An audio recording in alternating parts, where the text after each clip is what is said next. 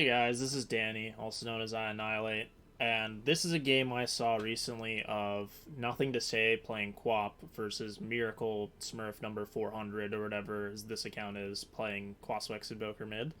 Normally it's a pretty difficult matchup for Queen. It was a pretty close game, and I think he played the matchup overall pretty well. And there's also some mistakes we can go over too, because nobody's perfect. It's a pretty high MMR game, Europe. I mean, there's a couple ranked 1200s. Matchmaking is not perfect, but I thought it was a nice game nonetheless. So, without further ado, let's hop into it. So, we're mostly going to be looking at this through Queen of Pain's perspective, but I'll talk about the lane matchup on both sides as well. We'll go over the first couple waves, and then bounce around at key moments I find are good. So, interestingly, Nothingtosay maxes his Q this game, which is not typically standard. Quaswex Invoker is one of the more annoying heroes to lane as like a Quap or a Lina or even a Leshrac. Not so much in the early lane. Quaswex Invoker level 1 through 3 isn't very strong, but level 4 and 5, he just starts EMP comboing you, and it really limits your farm or your ability to move around.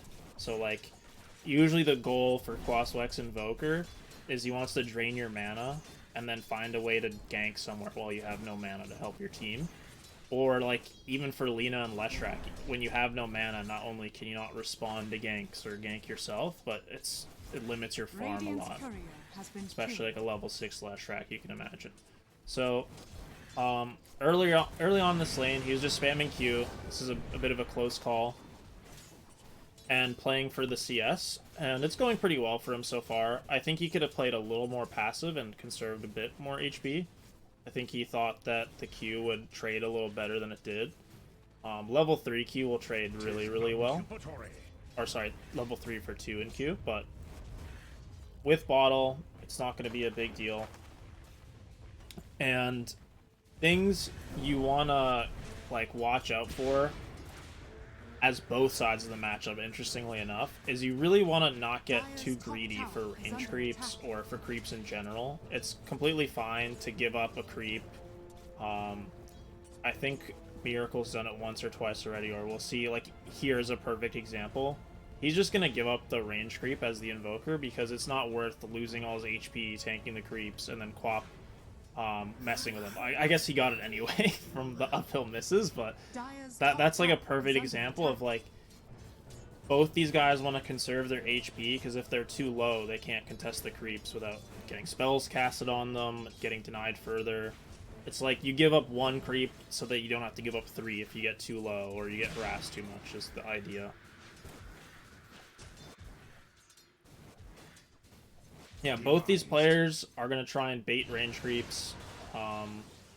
He can secure with Tornado now. Quap didn't go for Scream of Pain, which, like, until level 4, which makes it a little harder for him to get range creeps as well. But yeah, we'll just wait for the next key moment. It's just going to be much of the same from here on out.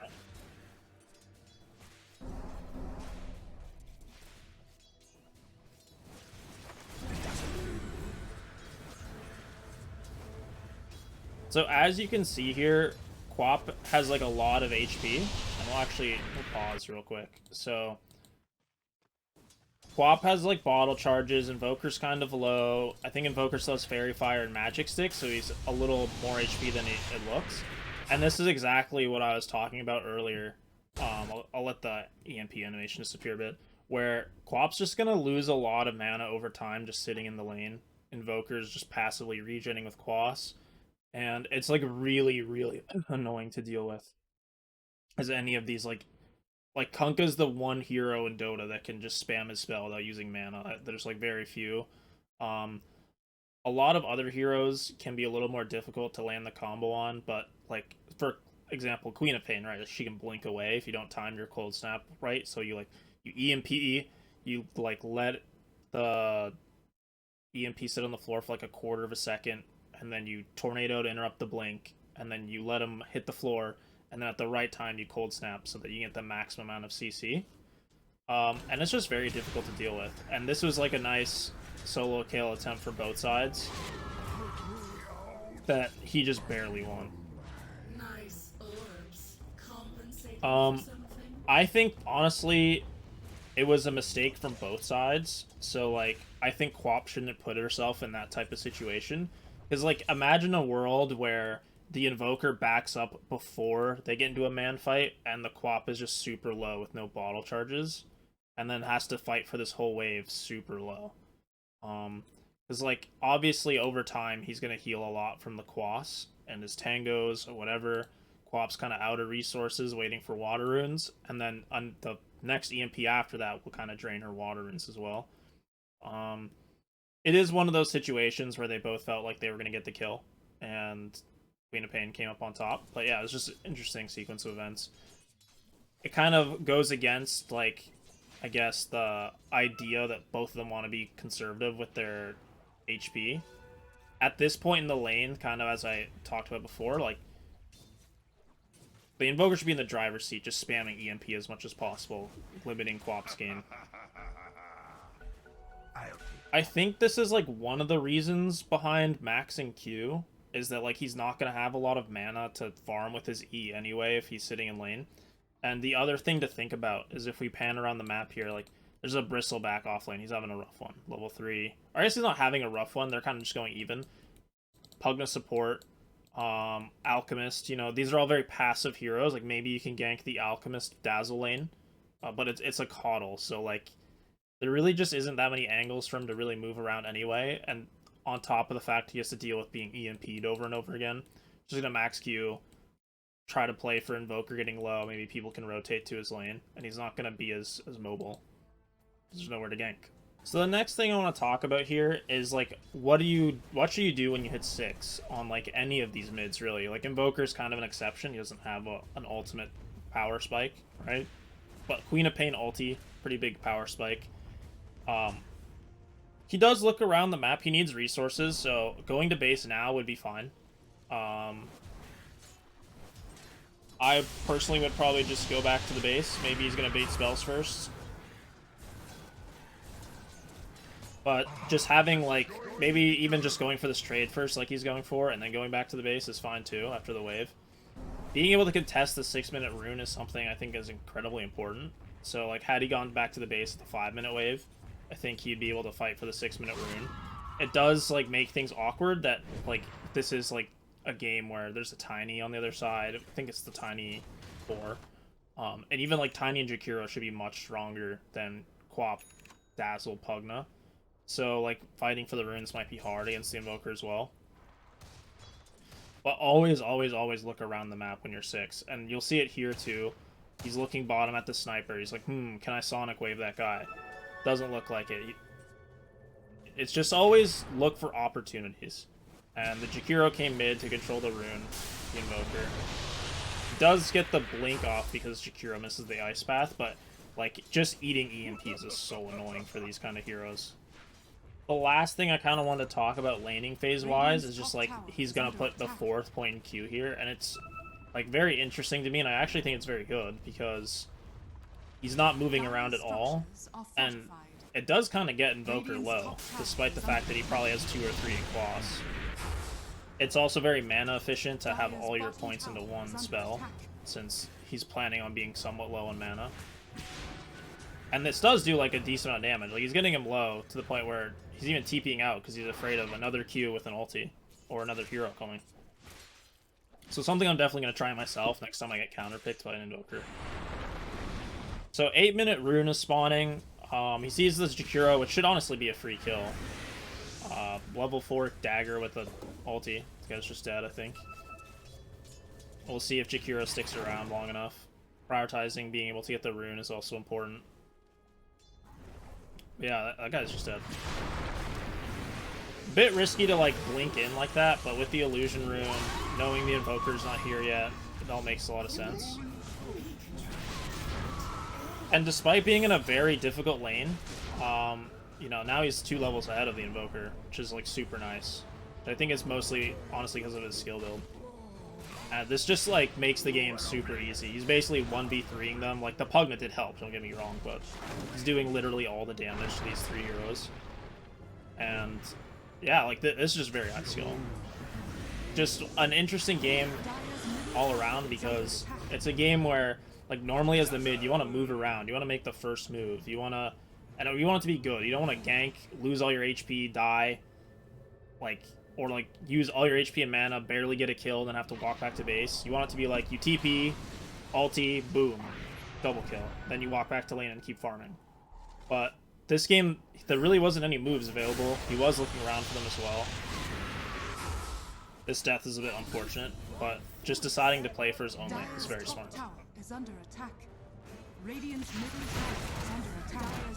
Dyer's top So 10-minute rune spawning, and this is a big important point in the game for mid players, is not only is like power rune something that's basically an objective in itself, but when you secure it, you're kind of guaranteeing some sort of aggressive move with the, like, if it's a good rune. If it's regen, you know, whatever, but haste, DD, even sometimes invis or illusion is enough to go cast your spells somewhere, use the catapults, pressure a tower. We'll just see how he uses the haste rune. So it's around a minute since he got the rune, which is also smart. You don't want to just use runes right away. You want to use them for a good opportunity. He decides to kill the Caudle. I personally would have probably tried to kill the sniper, but I think the Caudle, like, net worth-wise, is pretty up there as well. And he just wanted to rotate somewhere with a stun, which is, like, I'm sure there's a lot of people out there that get these Bristleback and Weaver off lanes, and it's like kind of hard to play around because you want to gank places with stuns. So when you don't have stuns, like Bristle off lane, they're kind of just another carry on your team. Even Razor is very, very, very high pick rate right now for off lane, but it is definitely just like a third carry on your team usually. Nice little escape. They missed their spells on him. So, as we see here, even before finishing Witchblade, there's a couple things I want to talk about here after this smoke. I think originally they wanted to go middle, and then they see the Caudle bottom, or the snipers somewhere with the tiny. They just see a bunch of heroes bottom, so they just walk bottom, but you can see, like, he's having a good game, 4-1, but only 4,200 net worth. And Invoker is also very low net worth, but that's just kind of the way it goes against Quaswex Invoker, and it's just because you're, like, lower net worth than normal. Like, you would like to be around 6k, 5 point something at least net worth as a mid right now. It's just, he didn't go a farming build. He played around getting EMP'd over and over again. And he's just been fighting and out-rotating a Quaswex Invoker, which is very difficult to do. And Miracle is probably one of the best Invokers in the world, or to ever do it. So it's not just like a player matchup or something. He's just playing in a very unique and high-skill way. So, good timing on finishing the Witchblade here, roughly right around when his ulti is coming back up. And there should be some sort of team fight here. And I really want to talk about this play right here. So if we pause, this looks awesome, right? Blink in, ulti, 3 heroes. Like, what more could you ask for from your mid-quap? But I want to emphasize this a lot for people trying to learn quap. Before BKB, and even after BKB in some games, if they just have, like, insane amount of physical damage, like Templar, Assassin, like something like that, Ursa, even if you're right next to him. Blinking in is always incredibly dangerous, and most of the time you kind of want to play like you don't have a, like, you don't want to blink in, you want to blink to chase, or like, let's say he had the Witchblade finished and he was like level 35 or something, you know, something ridiculous, he just super farmed. If you're gonna blink in super far, it's much better to blink like down here to poke the Caudle on the side, make them chase after you a bit, then you have your next blink to go back in. You rarely want to just blink in the middle of 5 heroes unless you have a really good reason. Because, as we see here, he's just gonna get punished immediately. The sniper's just poking at him, gets blasted by the Caudle, and the fight goes terribly. And there's gonna be times where you just do blink in because you're trying to ult their entire team. It's just, think very hard about it, because this is, like, in hindsight, this is obviously a big mistake, but it looked really good, and, like, Nothingtosay being one of the best mid players in the world still makes this mistake, so that's one of the things. Every time you die after you blink in on quap, you should think about, like, should I have blinked in? It's one of the things, as, like, a quap player, you should always think about. It's something to improve on. So here's a good example of a fight of, like, he kind of learned his lesson last fight about blinking in too deep. Especially to start the fight. blinks back immediately, kind of playing around the outskirts of the fight, letting other people soak the damage, and then he's gonna blink in aggressively here to chase, which is a normal way of blinking in. And he still gets incredibly low. Has Dazzle and Pugna to back him up, but that's like a more classic way of using the blink aggressively. The other thing you kind of want to note here is he's leaving ulti at level 1, partially because it's on cooldown, and secondarily because like maxing blink is so important, because like there are just times where you need to blink in and it's just kind of a bit dicey like that situation, and getting it down to a 6-second cooldown is incredibly important. So at this point in the game, there's going to be a lot of farming for Quap. I think he wants to get a BKB by 25 minutes or so, and we'll see how long it takes for him to get to that. Obviously kills and stuff will help a lot too, but we'll see what happens next.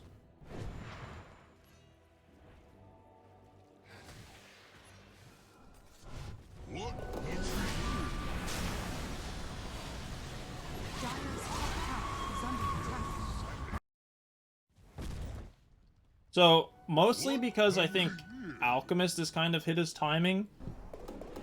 They're grouping up for this bottom tower. So, like, don't quite have Ags on Bristleback, but Radiance and, you know, like, a decent amount of farm. Plus, they see the Invoker here to go on very easily. They're just going to make a move here for the tower, which this is a very late tier 1 tower in a high LMR pub. Normally, like, in a game where it's even or winning, like, sometimes when you're losing, there's nothing you can do to take this tower, but it just goes to show, like, they had a very passive lineup, as we talked about earlier. Alf, Bristleback, Quap with 2 supports and no stuns. And it's important not to, like, force things. Like, he played very, like, non-objective based, if that makes sense, in the early game. Just kind of poking around, killing people out of position, taking good fights as they come. And yeah, we're just going to be seeing a lot of farming for the next while. Okay, so a lot of farming, and like 1 or 2 kills later, they were just support pickoffs, or not a big deal. We're getting to the point where he's going to have his core items complete. So, typically on Quap this patch, there's some games where you still go Orchid. I've seen some Chinese players just rush BKB as well, which doesn't feel too great to me. But getting Treads, Witchblade, BKB into some sort of armor item is kind of the default. And then every now and then you get a Linken's instead of armor if they just have some super impactful target stun you need to get to avoid. Witchblade plus AC or Witchblade plus Shivas feels really strong with having that much armor. Like, you get to blink in with your BKB, right? And even if it gets down to 6 seconds, you get to blink out again with your second blink, which is very important on this hero. Like we talked about, if you're going to blink in, it's very, very scary if they all just turn and hit you. Linking into 5 heroes is very, very hard. With BKB, it becomes a lot easier, even when your BKB is low, because you get to blink out usually, no matter what. So you're just trying to get tanky, so you can blink on the back line. They can't just turn around and focus you. Even sometimes blinking in the front in this kind of game will be okay, because he has 2 supports that can heal him as well. And just causing a bunch of chaos is basically your role in the fight. You don't do as much damage simply right-clicking from the back like you would on a Lina or something, another mid.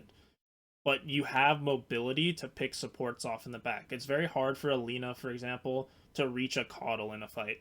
But a Quap can easily reach a Caudle if he shows, which is like kind of the difference in usefulness of the 2 heroes. And we'll take a look at how he plays this fight just after finishing BKB. So just BKBing, blinking in, casting his ult as many people as possible, and it's very hard for them to focus him, unlike the previous fights that he blinked into. Doesn't get low at all.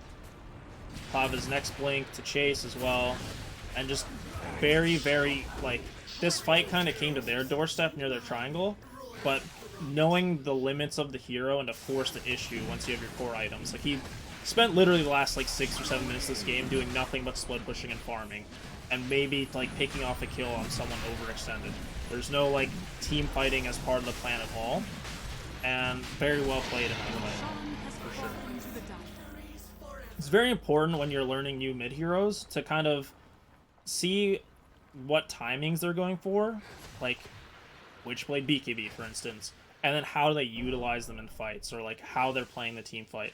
It's very easy for people, like Anti-Mage was the classic hero I always see people struggle to learn, because they blink in with their Manta, and then they just hit the floor to a stun, because they're blinking at the wrong time, or they're trying to go first. It's really the third item on those type of heroes that make you strong, unlike mids, where like 2 item timings can be very, very strong. Even just like a blink Witchblade on Puck, for instance, without having a BKB can also be pretty strong. But just knowing what targets you should focus and like how to approach team fights will make a huge difference in your game. And it's something that's incredibly noticeable watching better players. So another quick pick off on Jakiro here, and as we can see, like, going a very standard build, there's no reason to get Lincolns in this game, or any other sort of weird item. Sometimes going back for an Orchid now can be okay too, or a Bloodthorn if they have a lot of magic damage. With the Mage Slayer, of course. But he just wants to kind of blink into this like Invoker, Caudle, and Sniper, and Jakiro even, and be able to just face tank during his BKB, and let his other heroes do a bunch of damage while he's causing chaos, right? So the AC makes a lot of sense. I think he ends up going for Shivas, probably because Alk or Bristleback wants AC, or they're gonna get it eventually, so it's probably Alchemist. Not sure. But at some point that had to have been communicated because he switches to Shivas. Something you want to know about this hero as well is at this point you're kind of looking to team fight, right?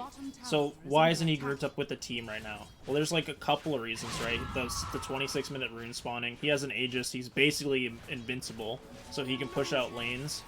But notice how he's not playing top right now. He's playing middle. He wants to play away from the team, but close enough that he can get there in a couple blinks if a fight breaks out. So, like, if his team was playing in the mid lane, he could go to the top lane and push it out or something. If his team was playing in the Radiant Triangle, he could farm the whole Dire jungle and be a couple of blinks away, right? That's kind of what you want to be going for.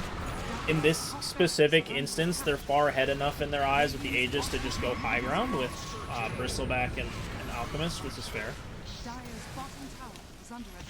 Okay, so around 30 minutes here, they're waiting for the rune. Roshan is in the spawning window. It's spawning in 120. We know that because of the spectator interface. Obviously, they don't know that. Reasons are sorry. This fight, you see how he blinks directly on top of Sniper with DD, which is great. I think even without DD, he could do this. And with all this armor, Sniper can't even fight him back. It's a huge streak. Sniper is actually godlike. And the DD is helping a lot, but you could see how the target selection goes. He just finds the right target, so he jumps the Sniper. Maybe if Caudle was closer, you just jump Caudle or Invoker, but any backline you're looking to jump during your BKB. Whoever's like the biggest threat that you could actually kill during BKB, sometimes the biggest threat is a Lion, just because of his CC. Like, the hero has 1,000 HP throughout most of the game, and 4-second stuns on low cooldowns is something incredibly broken. So kill him during your BKB, then you don't get stunned afterwards, and you can just right-click the Sniper or something anyway. Target priority is something you just learn through playing a lot over time and watching better players play, so, you know, videos like this. And they're just going to clean up a couple Raxes. So next item-wise on Cooperate, I think I talked a little bit about Bloodthorn. Hex is great. In this kind of a game, Radiant probably can't take a 5v5 fight very easily anymore. So, and there's an Invoker that's splitting around, there's a Caudle with travels. Having more catch through a Hex, especially when you have no stuns in your team, can be the right way to go. I don't remember if he actually finishes the Hex or if he gets something else. I think he might have got Refresher. A Refresher, obviously, like, if there's ever been a patch for Refresher, it's been like the past year, maybe 2 now. Honestly, it's been so long. Mars, BKB, Refresher, Blink. Same thing with a lot of mids. They've just gone for whatever core item, BKB, Refresher, a lot of the time if they have the mana pool for it. 2 ults, 2 BKBs. Feels great. And then Hex afterwards. A lot of the times you end up getting Hex or Bloodthorn before Refresher, but this game I believe he decided to go for the Refresher. So fast forwarding a lot, they took Mega Creeps for free after Aegis, and they're kind of found diving a bit. You know, classic pub stuff. Nothingtosay being the try-hard he is, rank 2, going right for the tier 4s, not diving at all. I think probably about to see him dive anyway. And again, even in this like clowny base fight, Radiant's you want to see Ancient like is what under targets he attack. chooses to go for first, where he chooses to blink. Tiny blinks. He goes right onto the Coddle, which can be good. Lands a double ulti on Jakiro as well. Splits up the fight. Turns around onto the sniper. And an important thing to know in this fight is like Coddle can use his spells from pretty far away, and same with Jakiro. But Sniper was caught off on an island over here, and they got ultied away back into the fountain. Even if he didn't kill the backline here, he made them use their cooldowns. He got away with his BKB, and they were able to turn on the Sniper, which is very important. Again, like, I can't stress this enough, especially on Quap or Spirits, a lot of the time, your job during your BKB is to just jump the backline.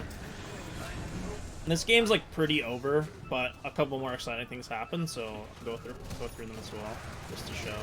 Everyone wants to see how the game ends. So yeah, we see there's a refresher here, and they're going for a throne push. Mega creeps. Goes for the double ult on Sniper and doesn't kill him. And I think they're deciding to just hit the throne instead while they're getting owned. I think Sniper has Rapier. Let me check. Very close to Rapier, actually, not Rapier yet. And this is just very clowny. It's all inning for the throne. Radiant's Ancient is under attack. Gonna have to reset and go again. That's the way it goes.